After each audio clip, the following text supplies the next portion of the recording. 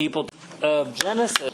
Things are starting to get a little to be true for a little while. Did y'all get a chance to get your hand up? So last week, peak part of Genesis chapter 12, and you saw that, happened. We're at the end of the 11th, sort of the genealogy. You remember throughout, you'll have these sections that have genealogy, but a lot of people that get to those sections, and that's where, right? Yeah, all those names. So big happens here at the end of chapter, some continuity. There's continuity now, 11, that Noah, Terah, Noah to Abraham. And you remember if you 6 chapters, with some continuity between and Noah. Because remember there's 3. The first 2, son, whose name is Seth. Sorry. It's tricky these days. Seth, think about the sons of Adam and Eve, but actually, he's the one that lives, they do well, leads us in this genealogy. What it does is, in genealogy, to create his, it's to that are, and all these individuals that are part of a bigger story, right? And so you think about mythology, in mythology, whether it's Norse mythology or, Indian mythology. There was God saw a beautiful woman. That God took human form, walked up to that beautiful woman, and the baby is extraordinary. There's a lot of those superhero stories. These stories, there's this person, there's this the family tree. It's a reminder of us, not figures. It's a story of people. It's a story we can all get connected to. And so you remember here in Terah can be confused. One, because I don't know. I'm sorry. Yeah, but I know named what? Terah. Terah without the H. It starts to get confusing for me. This is the dad, The way this story is going to go is Terah, the family to Canaan, but on the way where? Okay, all right. Who's a male? Go to the town. It can be confusing, right? But it's an important story of who all these people are going to be people that affect, right? People are not mythological that lived ago. Of history, only in the last 2,000 lost. Was this, but it's remarkable. 150 years. New social science called, which did not exist. This new social people to go and dig areas, and so, for example, going to the remains of right, under the ground, because the Tigris and Euphrates shifted, had been this massive city to sustain life because there was no wall. It was forgotten over time, and when another civilization came, so nobody knew about it. But lo and behold, wandering away, and they say to their dad, there's something on, somehow something gives up to one of them. They get promoted down there and start digging around and finding this stuff. And what they find when they take a look at that it was a city of 1,000 to 100,000 people. It meant that at the time in his head, which is when this would have happened, largest city in the world, which again helps us to people, right? In their era, these cosmopolitan people. Their job, we learn, is conducive to the cosmopolitan. So if you want to I want to be a rancher in Tokyo, or Mexico City, or New York, or that's a no. Because what you realize is you need 2 things, right? You need to feed in this big urban area. So it's who these people are. The other thing we did was we started to learn where we found a whole, right? So we're going to learn in the New Testament that Terah people that's going to tell us that they were pagan, actually completely valid. It's a massively polytheistic, like Corinth is going to. This is, 1,500, 2,000. There is a metropolitan area where so from this massive pagan city that's marching to the beat of it does not say in Genesis that the Lord God Almighty doesn't say that. Is that Terah and his a heart, a desire to make their way to Canaan. Their purpose is to go here in chapter 11, 31. Going up to Canaan, you'll remember and Canaan is, here's Canaan, Canaan is here. Between here and here is what? Yeah, basically a hills. These 2 rivers go up this way, and these are the 2. So what they would have done, so they could feed their animal all the way up here to this town called what? Haran. But they go up there and they go to this little town, and ultimately when they get Terah. Yeah, Dad dies. So then you get to chapter 12, verse 1. As to Abram, in your kindred and your father's house, before chapter 12, verse 1, mention of a relationship, Lord God. Here that we say, have the holy name of God. It is the one God. Anglicize and say Yahweh. This is the one Almighty. And so the God, Abram, and at this point the relationship, the Damascus Road, when Jesus' relationship right then, pre-existing relationship, rabbinic tradition, or rabbis have been, Christianity existed as incarnation, right? It's now written down, stories that we call midrash, a lot of stories about all, but it's all speculation. They create these background stories, and, the Father is Yahweh, and He passes Son. We do this relationship exists. Says to Abram, go from and your house to the land that I will show. I will make of you a great nation, your name great, so that you will be. 3, I will bless him who dishonors you. All the families of the earth shall. Chapter 3, what are the promises that God made? He tells him, right, that He wants him one. But chapter 12, verse 2, He gives him a series of promises. I will. An individual. Stop with that for a moment. It's a full stop to an individual human being. A nation is, and a great one. Descendants of here in the United States, because one way or the other are the descendants of. There was somebody that came here, right? Most a nation country, and we were a proto-nation or a came before we were a nation. Some of our ancestors came before there. So this idea of creating from individuals is something that we more than most people can. That there were people that way before Europeans came to the United States of America. This nation, the United States, until it was the 80s. Right? So a group of, we refer to them as the what? And then really the founding fathers, right? Before that there were those founding fathers. Here, one man make a great nation. Not a group of fathers, one. Now, we have these sing in Vacation Bible Study. Father of this nation. One. So first of all, second thing is it's not just, it's what kind of a nation versus great nation. And then let's do what? I'm going to create a nation. Secondly, I will bless you. Number 2, you're going to be blessed by me. I will make your name. Will know. Right? So it's not like you're going to have a celebrity level. Others are going to know way before who you are. Let's look at the tail end of all this. You will be a blessing. Even here, the why, everyone else ultimately, and this is going to go. From you, you are going to be blessed. You are. Why? That you can be a blessing. And then verse 2, be a blessing to the whole world. Verse 3, I will bless those who bless you. Here's the fourth promise. Right? Those people that bless you, that honor you. The people that are allied effectively and are blessed, bless them too. People that I'm going to bless. And so therefore, be a part of Team Abram. But there's a fifth promise. Him who honors you. Curse. Promise 6. All the families of the... Wow. This promise that's made. Chapter 12, verse 4. It's very conversation. No. Is this a Jonah? Heck, is this a Paul of Tarsus? None of it. It just... Abram just goes. And it also says Lot went with him. We're going to see... Abram was 75 years old. A little bit later in the text, age gap between Sarai. He's 10 years. When they're leaving, old is Sarai.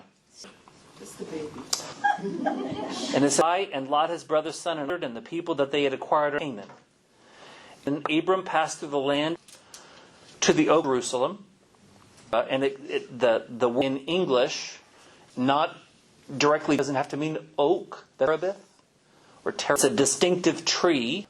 And at that time, and then the distinct fact to put here, reminder that when they get promised, what? That everyone's throws in the fact here that what? Other people live there. And Abram and said, I will give this land. Altar to the Lord. Verse tell us two things that are going to be the entire rest of the Old. The first is that we remember that was made, 2 promises made, that all that bless you, but 2 dishonor you. Verses we learn that Canaan, and they pass the land, and then what? And then verse 7, the Lord promised will give this land, a great nation, But where's that nation going to here in Canaan? So unlike other Bade, where he was kind of born and then he stopped Haran and made that a home there, this is the death journey. So in chapter 12, verses 1 through 3, here in the land of Canaan, other people, which then, what are those Canaanites to do? Choice to make, don't they? They're a blessing to be what by God? They are not a blessing to, instead they dishonor him. Whose side are they going to be on the wrong? Yeah, they're going to get on the wrong side of God. I'm with you, and that are against you, I'm just going to oppose them. I'm going to curse them. They're going to deal with my wrath. And at this point it says, verse 7b, an altar to the last week. You know, what makes an altar is sacrifices are made, right? Yes. So that's what makes it distinctive. Nomenclature is important. Well, the reason why church, the what? Okay. Or brother. Right. And when they have communion around a what? Because they are not, or remembering what? Making a not offering sacrifice called what? A priest makes sacrifices to God. That's why they have a sacramental role. Sacrifices. So think Eucharistic prayer. People, and the priest says what? Because they're what? They're a sacrifice. We hold them up and we put her. We hold making Eucharist and the priest breaks our what? Is what? This language that is made by the priest. So we're not anymore on the table. Sacrifices that we are either making on, right? Sacrifice. But we were a sacrifice, and that's why the priest used a person that can alter and do that is only Deacon Stein, because he's not a kind of a ministry. It's even like if we have traditions, they would pulpit, but they and do that because they're not priests. They don't have a sense that that's their, which is important. So really, Abram is also functioning as a priest because he's making altar to God.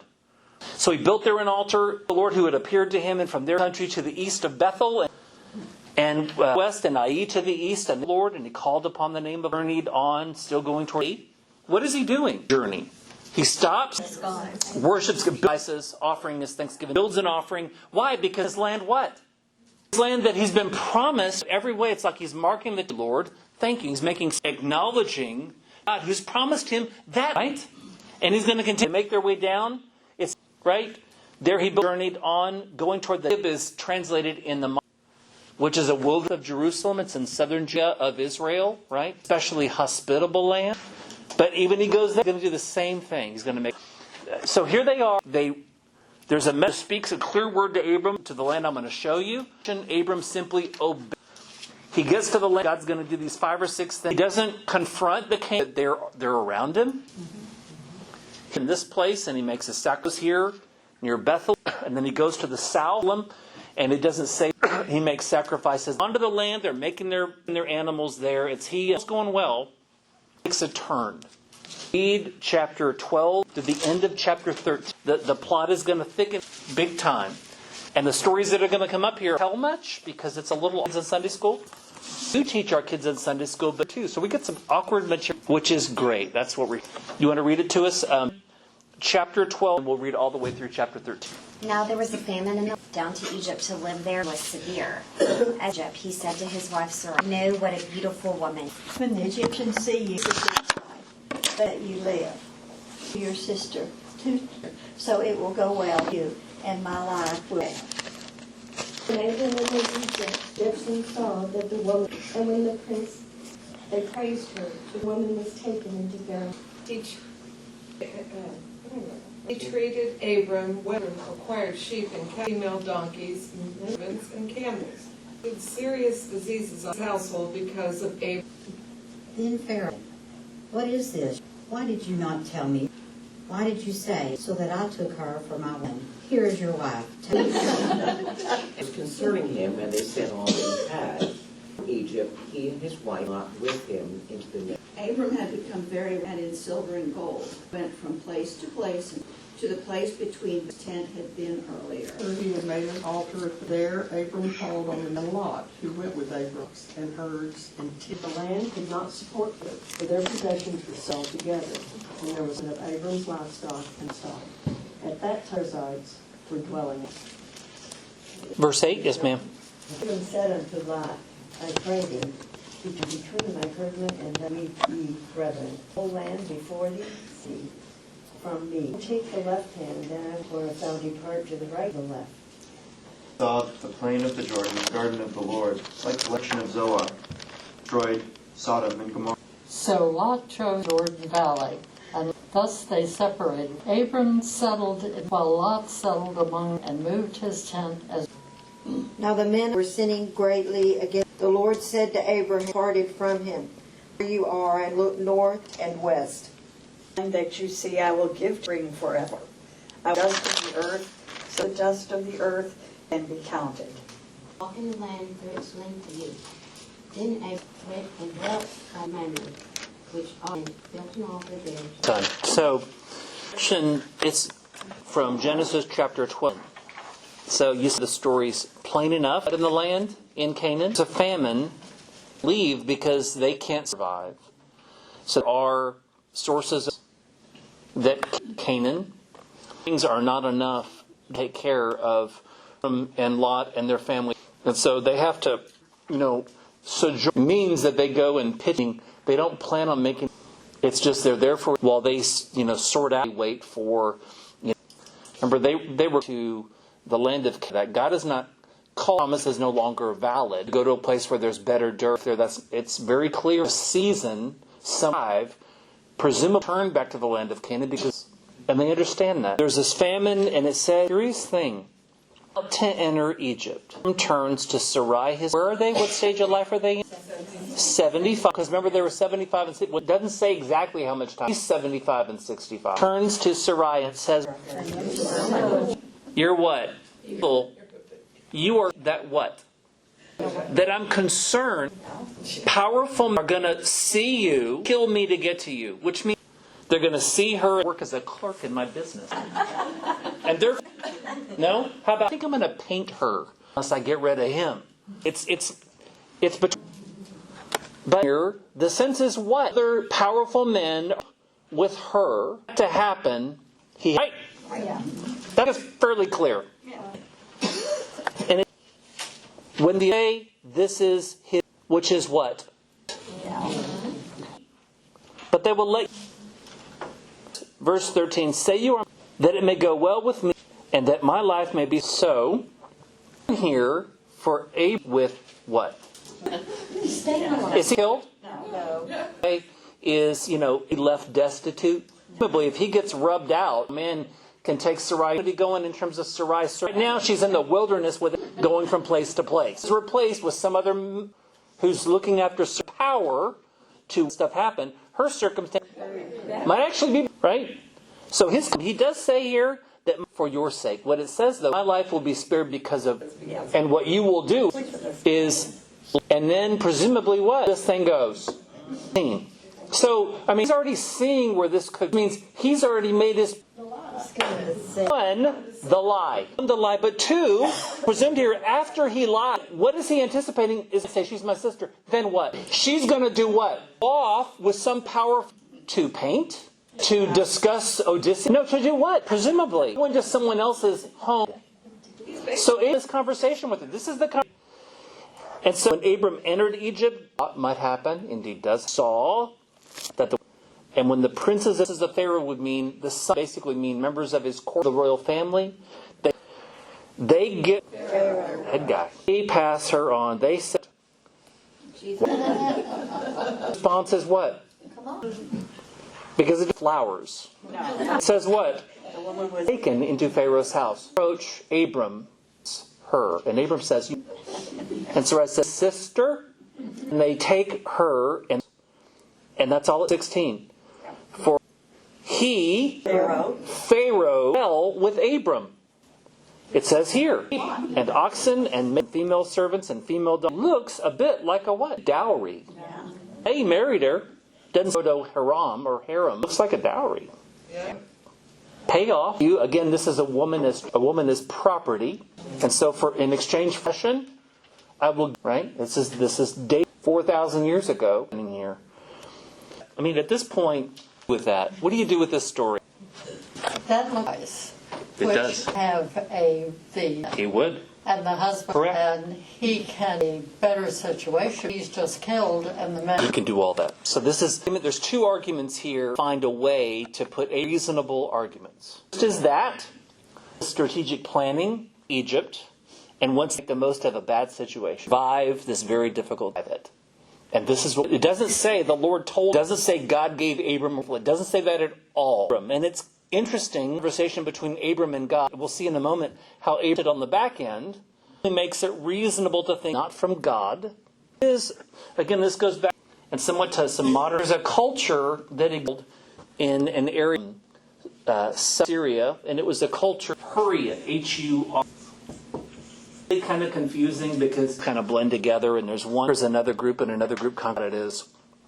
Native Americans, what is now the United States, the year 1400, a group of different Native Americans, different groups, and then they might be obliterated and gets absorbed by another group. So there might have been a tribe that's here, they don't no longer exist, they don't no longer conquered, and then their people were kind of like that, get enveloped in the fire. But there was a season with the times existed, there was located in an area was then Haran. And we know because we have bigly and remarkable cuneiform, which is useful, round kind of that have letters around, kind of,